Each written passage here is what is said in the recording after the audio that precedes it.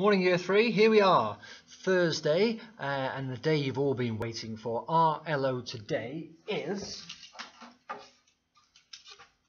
I can create my own comic strip.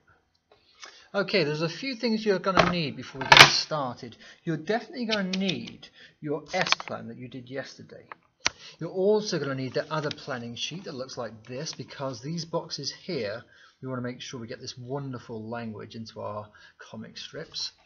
You're also going to need a sharpened pencil and a rubber. It'll help if you have a pen as well. You'll see why later. A handwriting pen or something like the ones we use in school will be great. You're also going to need either some blank paper, or you can print off, if you like, these from the internet, from the web page. It doesn't matter if you don't have a printer. It might actually be easier to draw your own boxes, and I'll show you that in a minute. And you might want some pencil crayons or felt. I would recommend pencil crayons are going to work better for this if you have them, but if you don't, felt tips will be fine. Okay, let's have a little look at how we can turn those wonderful plans you did yesterday into a comic strip. So I'm going to draw my own boxes. This is what I'm going to do. I'm going to do it on a whiteboard to show you how you could do it at home. And here's how I'm going to do it. What you definitely need right at the very top are two long, thick lines right across the page. This is going to be for the title of your comic strip. I told you yesterday how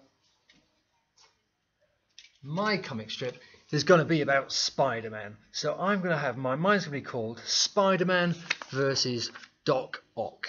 And that's going to be my title.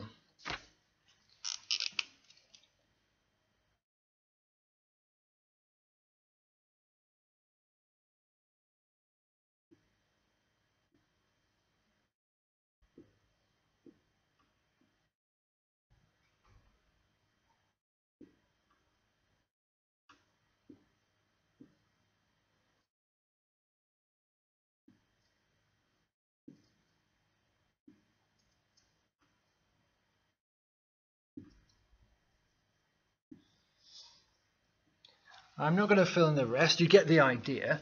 Spend some time on this. Graphic illustrators and comic book illustrators, they spend an awful lot of time doing the illustrations because the illustrations matter so much. They give us so much information about what's happening in the story. So you take your time when you do yours. Now, I'm going to look at my story as and look at the first box. Mine says, it's all quiet in New York. I'm thinking I might have a picture of Spider-Man, as it's about Spider-Man, and maybe I need to get New York, the city, the place, the location, into my first box. So now I know how much space I need for my first box, so I can draw my first box. I'm going to draw another line all the way across my page, and I'm thinking, maybe I need that much for my first box. Now, something else you could use to help you today, but you don't have to. If you've got the internet or devices at home, you can Google pictures. You can look up images to help you with your drawings. It doesn't matter if you've not done a comic book hero that we're familiar with. You can just Google, I don't know, young girl holding flowers, if that's what happens in your story. I've used a tablet to look up pictures of Spider-Man. This one looks pretty good at the top. That might be my first illustration. Oh, I've forgotten something. What do I need to do before the illustration? It was really important. It's that caption box, isn't it? That's absolutely the first thing you should do. Now, not every box in a comic strip has a caption, but a lot of them do, and they are really important for telling us a story. Now, this is the bit you'll do in pencil, and then after, if it fits in perfectly, you can go over it in pen. If it doesn't fit in perfectly, rub it out, do it faintly when you do it in pencil the first time, and then do it again. And once it's all laid out brilliantly, then you can go over in pen. You might notice in comic strips they often use capital letters all the time. You can do this if you like, but you don't have to. All quiet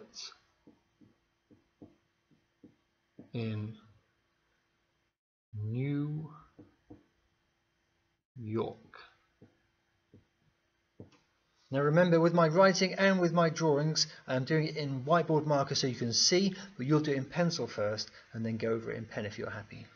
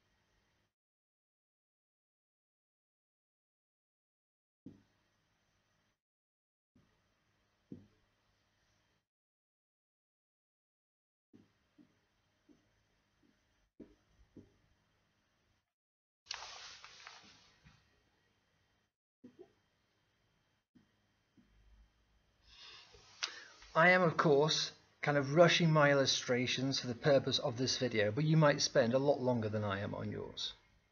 I'm not going to do any colouring now. I'm going to wait till I've done the whole comic strip. If I don't get the chance to colour it in, that's okay. I might have told a brilliant story in comic book form. Okay, I'm going to go back to my story S now. What's my next box? It says here, Spider-Man thinks it's too quiet.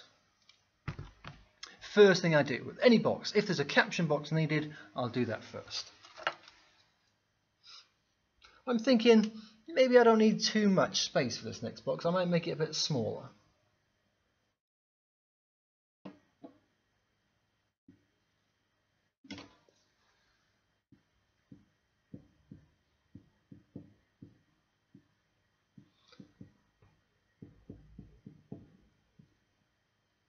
Now you can see I'm not quite fitting it in. This is why you're doing it in pencil. So I can rub it out and think about how I put it in. Spider-Man thinks it's too quiet.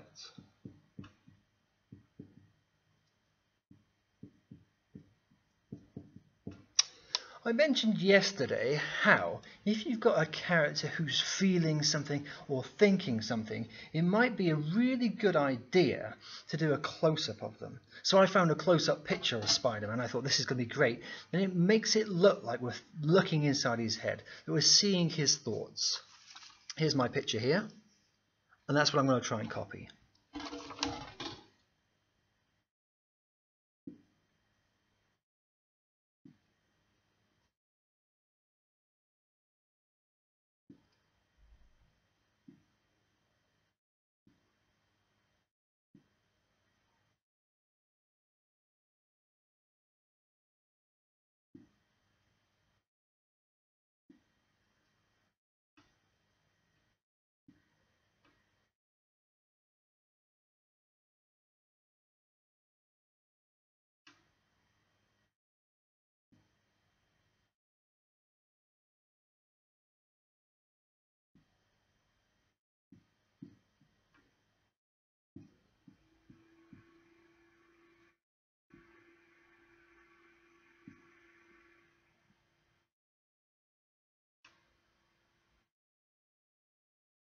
I'm pretty happy with that. Of course, it's going to make it come alive later when I shade it really carefully.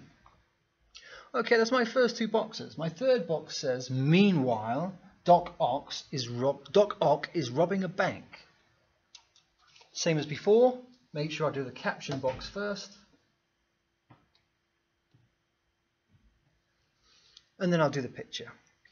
You get the idea. This is how you build a comic strip.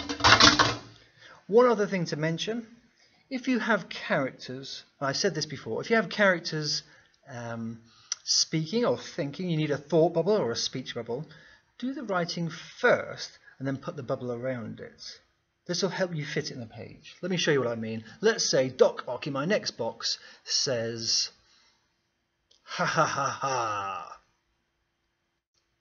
I'll write ha ha, ha, ha. And then I can write the bubble around it. Perfect. And now I can draw a picture of Doc Ock. Here he is, with all these arms. How about that? Good luck with your comic strips. Spend time on them. Spend time on the caption boxes. Make sure you get those features of language in that you've been working on so hard this term, your adverbs or sentences that start with adverbs or starting a sentence with conjunctions.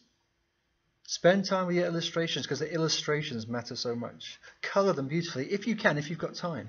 And please, please, please send them to your teachers. We can't wait to see them.